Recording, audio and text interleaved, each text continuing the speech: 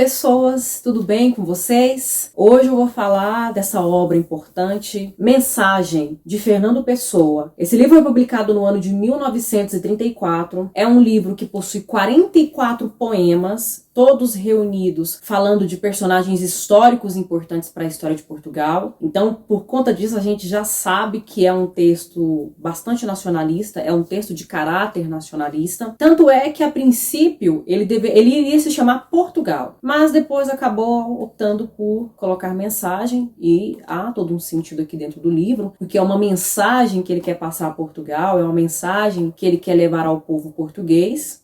E esse livro, curiosamente, é de autoria do Fernando Pessoa ele mesmo, que a gente chama também de ortônimo, porque vocês sabem, Fernando Pessoa ficou muito conhecido, poeta modernista, escritor modernista importante em Portugal, principalmente por conta dos seus heterônimos. Os heterônimos mais conhecidos são Alberto Caeiro, Álvaro de Campos e Ricardo Reis, além do Bernardo Soares, do livro do Desassossego. Então, o Fernando Pessoa é conhecido por conta dessa fragmentação da subjetividade que ele acabou praticando. E aí os poemas desses diferentes personagens líricos têm estilos, traços de estilos e escolhas temáticas diferenciadas. Esse aqui não, esse aqui é o ortônimo. Esse aqui é ele mesmo, que a gente também chama de ele mesmo. É um livro modernista, é um livro que foi publicado durante o modernismo em Portugal, durante o modernismo no mundo, e isso é fundamental para a gente compreender as propostas de ruptura que essa obra traz, porque o modernismo foi um movimento, foi um acontecimento cultural, artístico, que tinha como proposta romper com a tradição, abandonar a tradição e propor algo novo. E isso é muito importante dentro de Mensagem. Os poemas nesse livro estão organizados de modo que compõem uma espécie de epopeia fragmentada. Aí a gente já tem a primeira ruptura aí. Porque o que é epopeia? Quando vamos estudar os gêneros literários, a definição de epopeia é poema narrativo longo em verso, de caráter nacionalista e de exaltação de uma figura heróica e coletiva. Então tem essa narratividade. Mas aqui dentro, apesar de nós termos um certo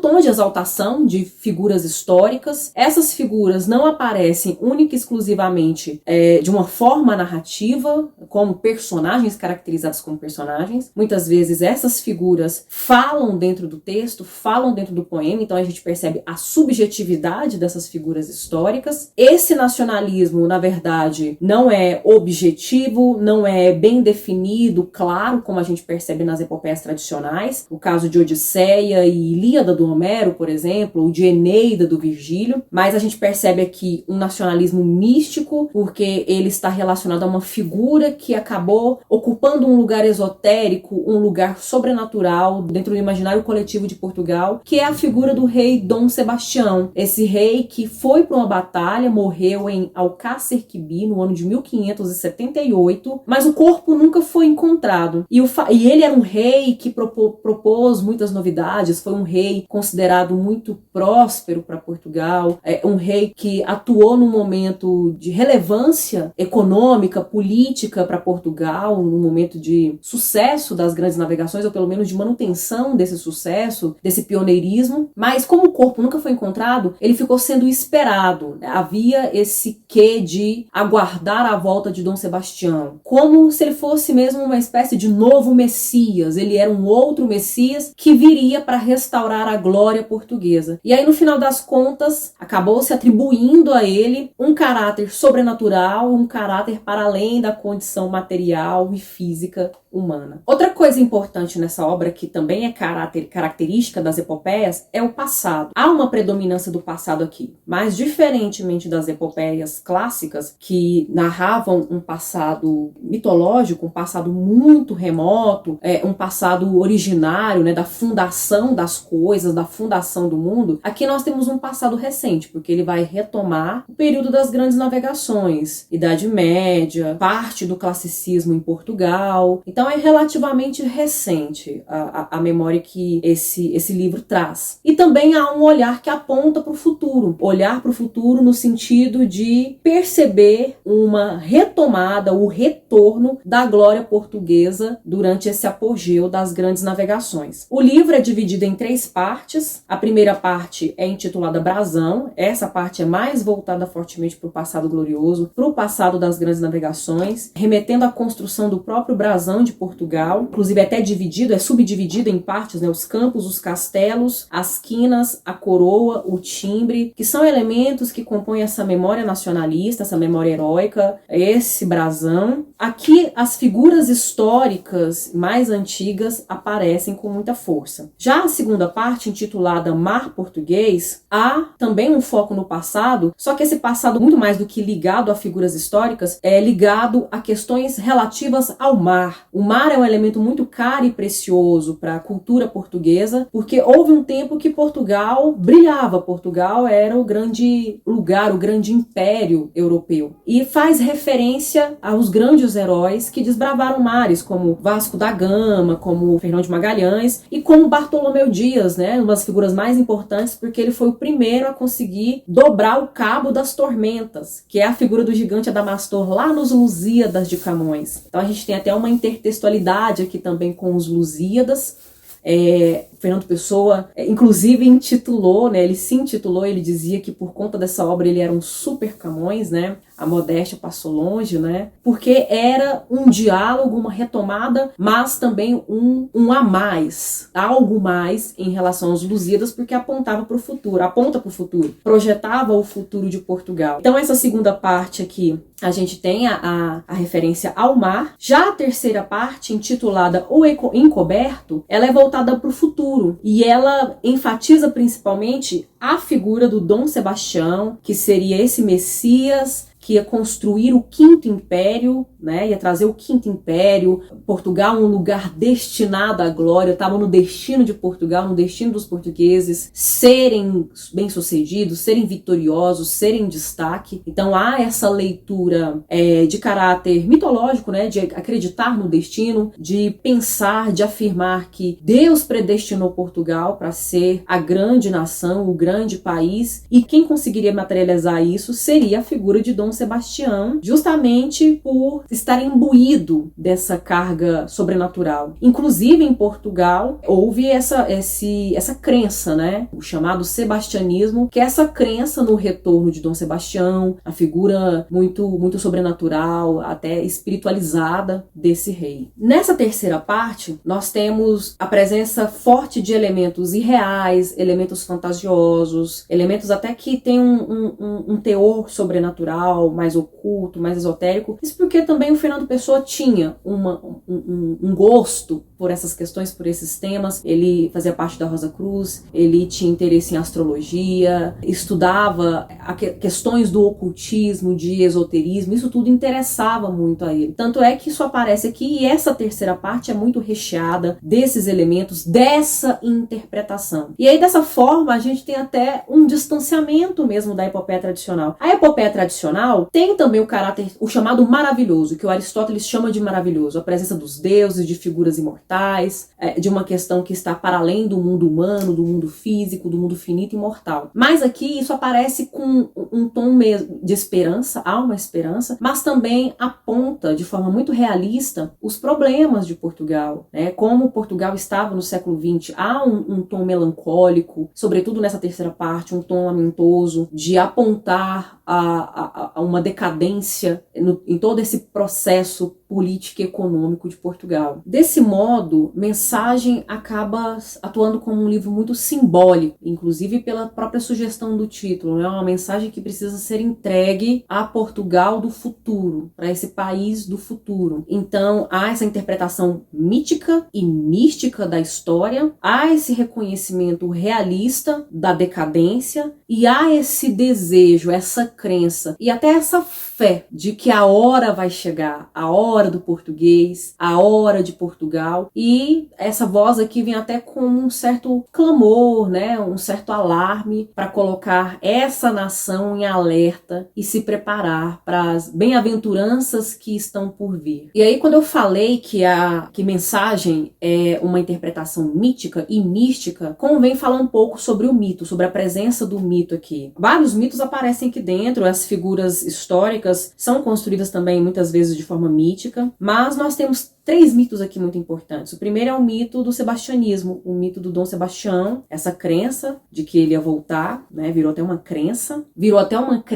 Nós temos o segundo mito, que é o mito do espírito aventureiro português, uma referência aos portugueses que se lançaram ao mar, que deixaram para trás o conforto de suas casas, de suas vidas, de suas famílias, de sua nação, para desbravar mares, descobrir outros continentes, atravessar oceanos, né? É bem nacionalista mesmo. Isso não sou eu que estou afirmando e acreditando nisso, defendendo isso com unhas e dentes. Eu estou apenas descrevendo aqui o que o Fernando Pessoa colocou. E faz referência, inclusive, às grandes navegações, né? Portugal estava predestinado, há uma crença aqui de que Portugal estava predestinado a desbravar os mares, a ser a potência que foi naquela época. E o terceiro mito, muito importante também, que dá uma base de sustentação à obra, é o mito do herói fundador, porque há até um poema aqui que fala, inclusive, disso, da crença, da afirmação do mito de que Ulisses, que é uma variação do nome do Odisseu, da Odisseia, seria o fundador de Lisboa. E na primeira parte, na parte Brasão, intitulada Brasão, o primeiro poema que aparece aqui é um poema intitulado Ulisses, falando justamente desse herói fundador. E para quem já leu os Lusíadas de Camões, a intertextualidade fica muito clara. Mesmo mensagem propondo ruptura com as epopeias clássicas e propondo uma ruptura inclusive com os Lusíadas, porque em os Lusíadas o tom de exaltação, a estrutura fixa da epopeia, dividida em 10 cantos, o tom narrativo muito forte, né? Há um narrador que conta a história dos portugueses. Lá isso fica muito mais palpável. Há uma ruptura com tudo isso, né? A ruptura com a estrutura, com elementos característicos típicos do gênero épico. Mas lá em Os Lusíadas de Camões já havia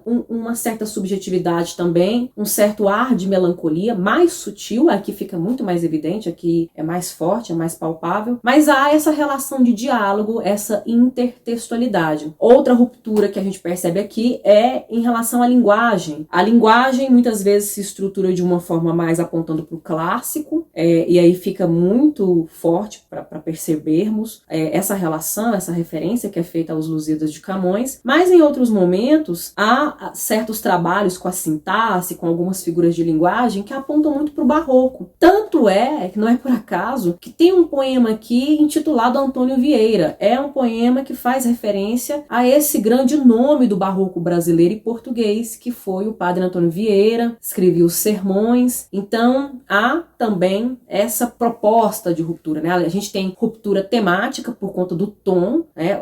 Os temas típicos da epopeia são tratados em um tom diferente do tom solene, tipicamente épico. Há uma ruptura com a linguagem, há uma ruptura com a estrutura, porque esse texto, esse grande poema fragmentado, tem caracteres épicos, mas também tem subjetividade. Algumas figuras aqui falam em primeira pessoa, falam sobre seu passado, falam sobre suas respostas aos obstáculos, às dificuldades e adversidades que o povo português enfrentou durante muito tempo e que configurou a sua vitória e o seu heroísmo. Nesse livro, Fernando Pessoa concebe a Europa como uma mulher, personifica a Europa, atribuindo a ela características de uma pessoa, de uma mulher, com os dois cotovelos apoiados. Um dos cotovelos é a Inglaterra, o outro é a Península Italiana, e o rosto que está voltado para o futuro, que está contemplando o futuro, é Portugal. Isso aparece num poema que está na primeira parte, na parte intitulada Brasão. O poema leva o título de O dos Castelos, que eu lerei. A Europa jaz, posta nos cotovelos, de oriente a ocidente jaz, fitando, e toldam-lhe românticos cabelos, olhos gregos, lembrando. O cotovelo esquerdo é recuado, o direito é em ângulo disposto. Aquele diz Itália, onde é pousado, este diz Inglaterra, onde afastado. A mão sustenta, em que se apoia o rosto. Fita, com olhar esfíngico e fatal, o ocidente, futuro do passado. O rosto com que fita é Portugal. O segundo poema que quero ler para vocês está na parte intitulada Mar Português. Ele também tem um título de Mar Português, inclusive ele tem uns versinhos aqui quase no final, ligando uma estrofe à outra, muito famosos, né? Quem já leu Fernando Pessoa, já ouviu falar, com certeza vai lembrar desses dois versinhos. O poema diz o seguinte: Ó mar salgado, quanto do teu sal são lágrimas de Portugal, por te cruzarmos, quanto quantas mães choraram, quantos filhos em vão rezaram, quantas noivas ficaram por casar para que fosses nosso, ó mar. Valeu a pena? Tudo vale a pena se a alma não é pequena. Quem quer passar além do bojador, tem que passar além da dor. Deus ao mar o perigo e o abismo deu, mas nele é que espelhou o céu. O mar representa perigos, muitos morreram no mar, mas ele representa também o horizonte, o infinito, o céu, que é ilimitado, e é o que eles conquistaram, quiseram conquistar, pretenderam conquistar, enfim. O terceiro poema que lerei tem o título de Nevoeiro, então